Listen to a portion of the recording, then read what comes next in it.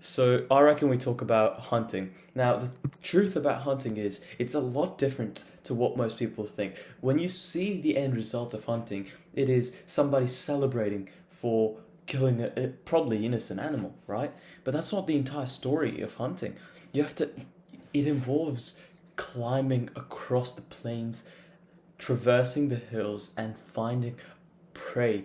Prey that has already passed down its genes and pretty much has fulfilled its entire life, right?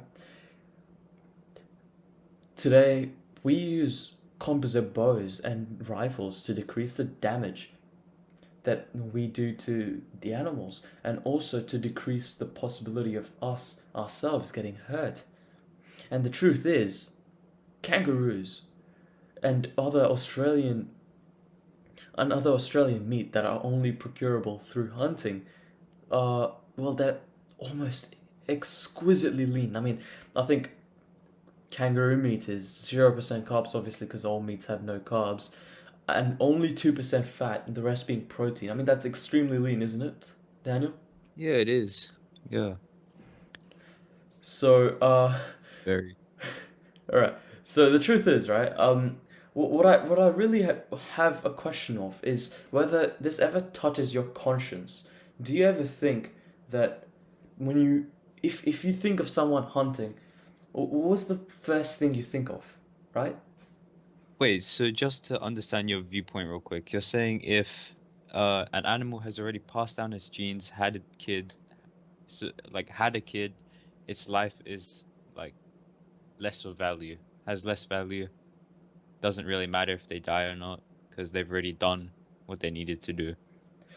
So, Well, I'm not seeing it as that. What I'm thinking of when I say that they've already passed down their genes, it means that when I, when someone, not particularly me, eventually kills it and takes the body and eats the meat, it yep. isn't it isn't as though you're killing something that has never had the chance to even go past its infancy. Because quite often, I think this was a story that came out of America a couple of years ago, where a lot of baby sheep and baby pigs were being slaughtered because they didn't have the time and resources to get them to them to their fulfilled ages. And quite often, as we know this is the case throughout the world, male but male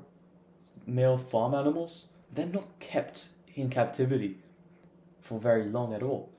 I think Mm. it's the case in America where after eggs have hatched for chicken, by the way, after eggs have hatched for chicken, it takes about 25 or 30 minutes before they're all on a conveyor belt and the males Mm. are picked off individually. That doesn't happen in the wild. Obviously, there's a lot of other things, natural selection, having to fight off hunger, having to fight off Yeah. hunger, cold, trying to find shelter, and obviously the last one, trying to survive against other prey. And I think that's what makes hunting, getting something that's well, it's vulnerable, but it's lived a life, and that's what I think about that. So it would be more sustainable to kill animals that have reproduced, have filled their purpose then. So, Yeah, well, let's talk about that specifically because I think I have a pretty good understanding of how that works, right? So let's roll it back a little. The truth about sustainability in farming is we've tried it before, right? Back in back in the late 18th century, we had a period where a lot of the food that was being farmed during so a lot of the food that was being taken up during the summers was meat that came from hunted animals. Especially in North America and Australia, we had a ton of new animals that had never been exploited before, and such as elk, deer, and obviously the main one here, kangaroos. Because at that time, these three so at both North America and Australia, we didn't have much farming infrastructure set up. Most of the cows that we have that we eat today, they weren't even here yet, or at least those that were in a small population, and they were trying to get them to be a greater population. And we almost hunted these animals to extinction, and obviously we had a couple of regulations put in, and it's made it a lot better. But you have to remember another point about this. The last time we tried to eat off hunted food, or at least like try our best, was before refrigeration was even a thing. Before it was possible to keep something in a fridge or in a freezer for about a year and a Mm, half and have yeah. it be completely edible after, right? And and back then you could smoke your food. Maybe that would have some sort of effect. Uh, Probably two, Salted, 3 months you could salt it, yeah. But after 2 or 3 months, it was really the end of it, right? And yeah. that's what made it. That was the limiting factor. And now that we've overcome that limiting factor, it really is possible.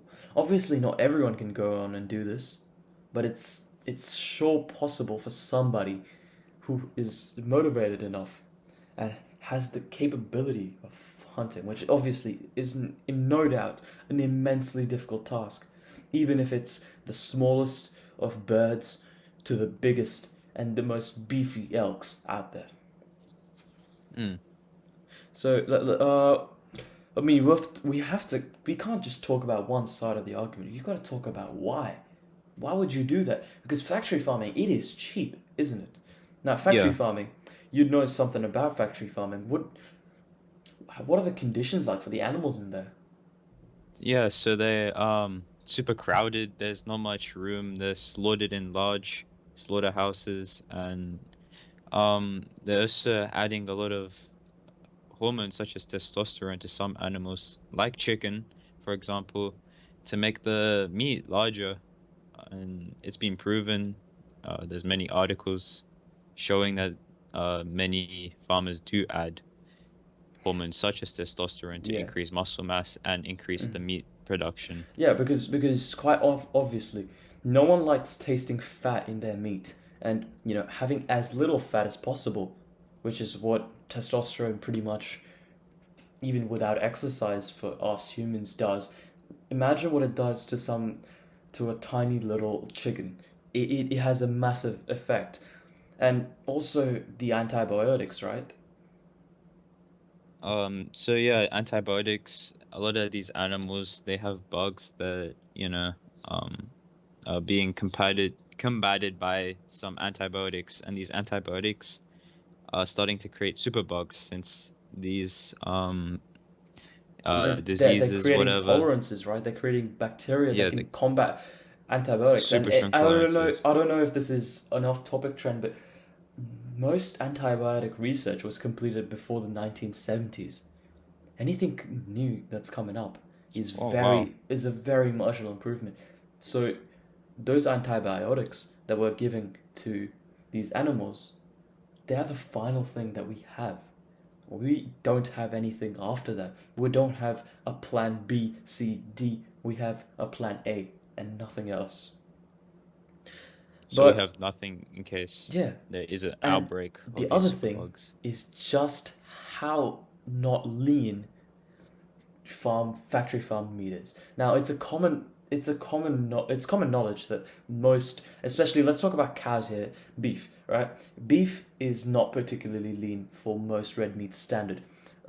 It's on average consists of 85% protein and 15% fat. Now the thing about that is, why does that happen? Because in nature, most wild cows, or at least wild cattle, have figures very similar to the kangaroo. Maybe not 98%, but close to 90, 94, 95% lean.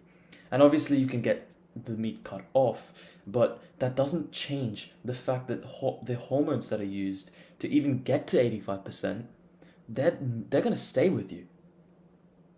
Now Humans are let's talk intaking about these. the second factor, right? Now, Yep. this might not be known to a lot of people, but most of the animals that we see in the wild in Australia today, if you go hiking, if you go into the outdoors, such as most of the deer, a lot of the rabbits, they're not from, indigenously from Australia. Some deers, right, like the fallow and the sambar deer, those come from India and Europe respectively. They have flourished in this environment with the lack of predators. And, you know, so websites such as invasives.org.au are have recommended that not just that these animals not just be hunted sustainably, but hunted to extinction because of the damage it causes to habitats of kangaroos, wombats, and other different animals that are indigenous to Australia. But what do you think that means in terms of the health benefits, not just for the animals, but also for you? Well, this means that a lot of the meat that is healthy, that isn't kept in a way that damages like the structure, has added hormones. All of this wild meat doesn't have any added hormones. So Yeah, and it's also after, been developed. It's also been developed, right? Like, because that muscle that yeah, like a they wild have more animal room has, to it grow. hasn't been Yeah, like given to it because of hormonal abuse. It's developed yeah, that because it needed it. yeah, yeah. And So you reckon, well, I think it's time that a lot of us, especially those of us that really love a good steak, but we're kind of concerned about the ethical the ethical issues around factory farming, the nutritional issues about factory farming, and the sustainability issues about factory farming. Because for the most part, guess what? You don't have to feed these animals. They find the food for themselves. And whether it be the smallest of game, like I've mentioned before, a rabbit, a a bird, or even something as big as a deer, or in Australia, a kangaroo. I think it's time to look into this and maybe free up more hunting, because right now hunting is very limited.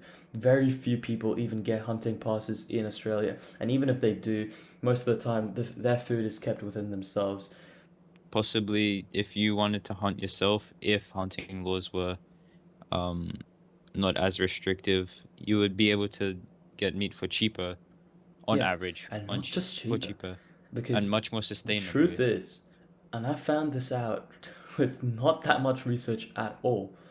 A study by ESPN, yes, that's right, the Sports Commentary Network, had a study with 652 hunters found that most of them were not maniacs that really loved killing innocent beings for fun.